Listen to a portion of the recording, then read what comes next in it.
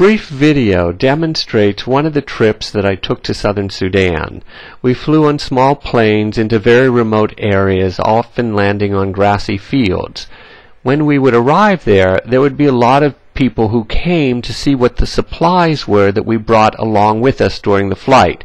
Since these areas are so remote and there's such devastation, they have to rely on these planes to bring many of their necessities, particularly medicines that they might need. Once we unloaded the supplies, we usually get in a truck and then we drive to the main center of the village. It's often located in places like this that simply have really mud-built grass huts that are very simple, but they're collected together as a place of providing security and a common meeting place. We would go into these huts and I would begin to teach about trauma.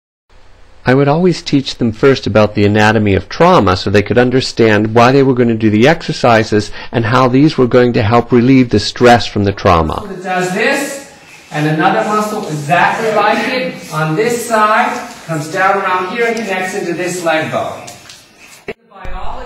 Directly connected with the anatomy of trauma is the biology of trauma. It's important for the people to understand the chemicals that are being created in the body because they will have to release these chemicals later on to return their body to a normal state after trauma. One response is called the hyperarousal continuum, and the other one is called the dissociative continuum.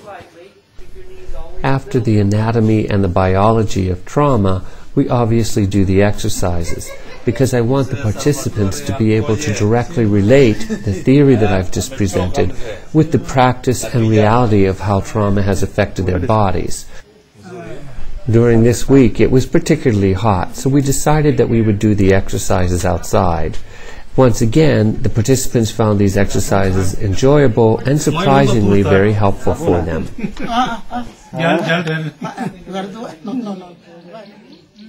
They always ended every session by singing as a way of raising their spirits and remaining hopeful.